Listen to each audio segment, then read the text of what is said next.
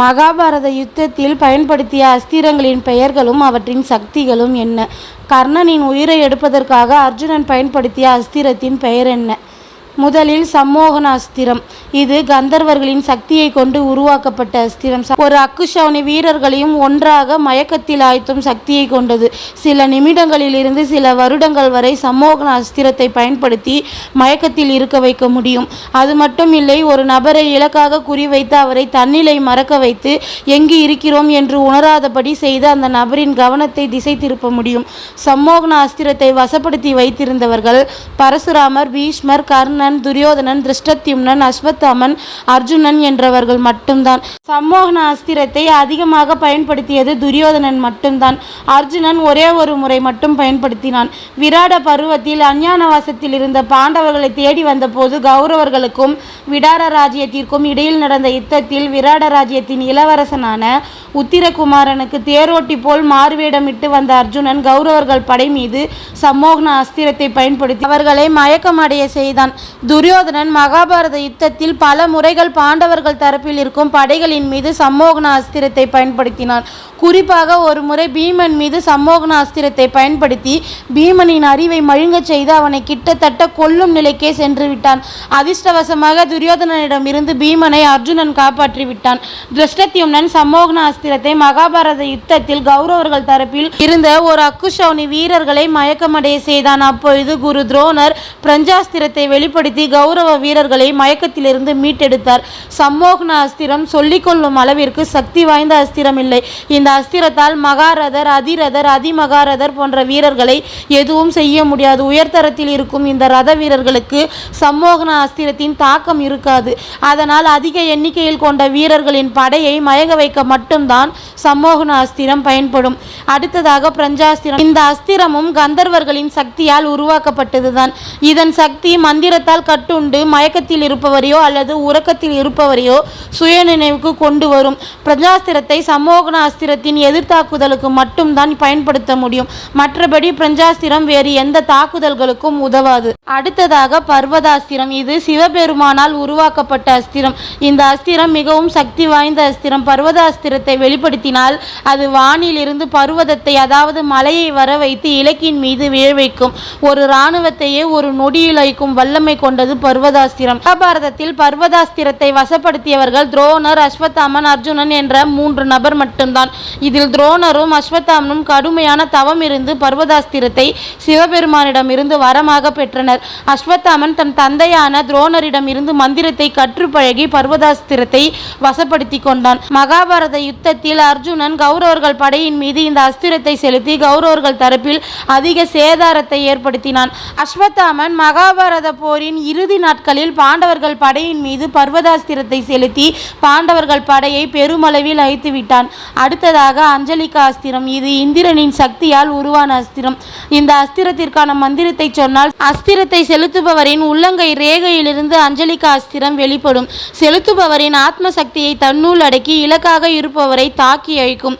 இந்த அஸ்திரத்தை வைத்திருந்தவர்கள் பீஷ்மர், துரோணர், அர்ஜுனன், அஸ்வத்தாமன் ஆகிய 4 மட்டும்தான். மகாபாரத யுத்தத்தின் 17ஆம் நாள் கர்ணன் தன் தேரின் சக்கரத்தை பூமியிலிருந்து தூக்க முயற்சி செய்து கொண்டிருக்கும் போது அர்ஜுனன் அஞ்சலிகா அஸ்திரத்தை கர்ணன் நெஞ்சில் செலுத்திதான் கர்ணனை கொன்றான். அடுத்ததாக வைஷ்ணவ அஸ்திரம். இது விஷ்ணு பகவானால் உருவாக்கப்பட்ட அஸ்திரம். குறிவைத்த இலக்கை சாம்பல் கூட மிஞ்சாத அளவிற்கு அழிக்கும் வல்லமை கொண்டது இந்த அஸ்திரம். வைஷ்ணவ அஸ்திரத்தை எதிர்த்து தடுக்க எதிர்வீரனும் வைஷ்ணவ அஸ்திரத்தை செலுத்தினால் மட்டும்தான் அதை தடுத்து தன்னை தற்காத்து கொள்ள முடியும். வேறு எந்த அஸ்திரத்தாலும் வைஷ்ணவ அஸ்திரத்தை தடுக்க முடியாது. மகாபாரதத்தில் பாக்ததா, கிருஷ்ணர், அர்ஜுனன் என்ற 3 மட்டும்தான் வைஷ்ணவ அஸ்திரத்தை தன்வசப்படுத்தி இருந்தனர். இதில் பாக்ததா நரகாசுரனின் மகன். பாண்டவர்கள் மீது அவனுக்கு இருந்த பகையால் மகாபாரத யுத்தத்தில் கௌரவர்கள் தரப்பில் பங்கு கொண்டான். யுத்தத்தில் வைஷ்ணவ அஸ்திரத்தை பயன்படுத்தியது பாக்ததா மட்டும்தான். பாக்ததா வைஷ்ணவ அஸ்திரத்தை அர்ஜுனன் மீது செலுத்தினான். ஆனால் கிருஷ்ணர் அர்ஜுனன் முன் வந்து வைஷ்ணவ அஸ்திரத்தை தனக்குள் வாங்கி கொண்டு அர்ஜுனனை காப்பாற்றினார். அடுத்ததாக நாராயண அஸ்திரம். இந்த அஸ்திரமும் விஷ்ணு பகவானின் அஸ்திரம்தான். மற்ற அஸ்திரங்களை விட நாராயண அஸ்திரம் மிகவும் சக்தி வாய்ந்த அஸ்திரம். இந்த அஸ்திரத்தை செலுத்தினால் கணக்கிட முடியாத அளவிற்கு அம்புகளும் சக்கர கொங்கரங்களும் இலக்காக செலுத்தப்பட்டவரின் மீது வீழ்ந்து அந்த வீரனை அடியோடு அழித்துவிடும். நாராயணாஸ்திரத்தை எதிர்க்கும் சக்தி எந்த அஸ்திரத்துக்கும் இல்லை.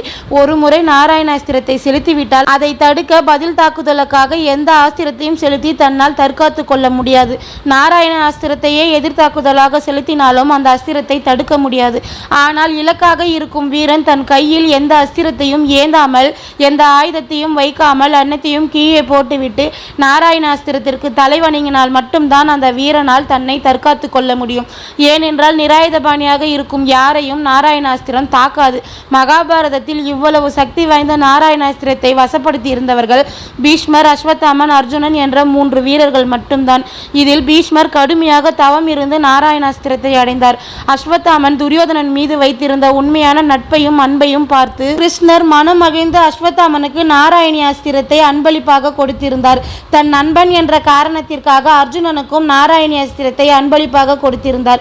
இப்படி அஸ்வத்தாமனும் அர்ஜுனனும் நாராயணியாஸ்திரத்தை அன்பளிப்பாகவும் பீஷ்மர் தவத்தின் வலிமையால் வரமாகவும் பெற்றிருந்தனர். மகாபாரத யுத்தத்தில் நாராயணாஸ்திரத்தை பயன்படுத்தியது அஸ்வத்தாமன் மட்டும்தான். தன் தந்தையான குரு துரோணரின் மரணத்திற்கு பழிவாங்க வேண்டி பாண்டவர்கள் மீது அஸ்வத்தாமன் நாராயணாஸ்திரத்தை செலுத்தினான்.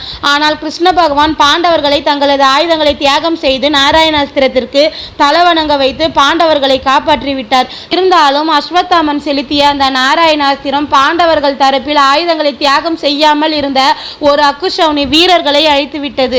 அடுத்ததாக பாசுபதாஸ்திரம். இது சிவபெருமானின் அஸ்திரம். சக்தி வாய்ந்த அஸ்திரங்களில் முதன்மையாக இருக்கும் அஸ்திரம் இது. பாசுபதாஸ்திரம் ஒரே ஒரு வடிவத்தையோ அல்லது உருவத்தையோ கொண்டிருக்காது. ஒவ்வொரு முறையும் வெளிப்படும் பொழுதும் பாசுபதாஸ்திரம் வெவ்வேறு வடிவத்தையும் உருவத்தையும் கொண்டிருக்கும். மொத்த பிரபஞ்சத்தையும் அழிக்கும் வல்லமை கொண்டது பாசுபதாஸ்திரம். மகாபாரதத்தில் அஸ்வத்தாமன், அர்ஜுனன் என்ற இருவர் மட்டும்தான் பாசுபதாஸ்திரத்தை தன்வசப்படுத்தி இருந்தனர். அதில் அர்ஜுனன் சிவபெருமானிடம் இருந்து வரமாகவும் அஸ்வத்தாமன் காளி தேவியிடம் இருந்து வரமாகவும் பாசுபதாஸ்திரத்தை பெற்றிருந்தனர். அரக்கர்கள், அசுரர்கள் மீது மட்டும்தான் பாசுபதாஸ்திரத்தை பயன்படுத்த முடியும் என்பதால் இருவருமே மகாபாரத யுத்தத்தில் பாசுபதாஸ்திரத்தை உபயோகிக்கவில்லை. இது போல சுவாரஸ்யமான தகவலை தெரிஞ்சுக்கணும்னு ஆசைப்பட்டா என்னோட சேனலை சப்ஸ்கிரைப் பண்ணுங்க ஃப்ரெண்ட்ஸ்.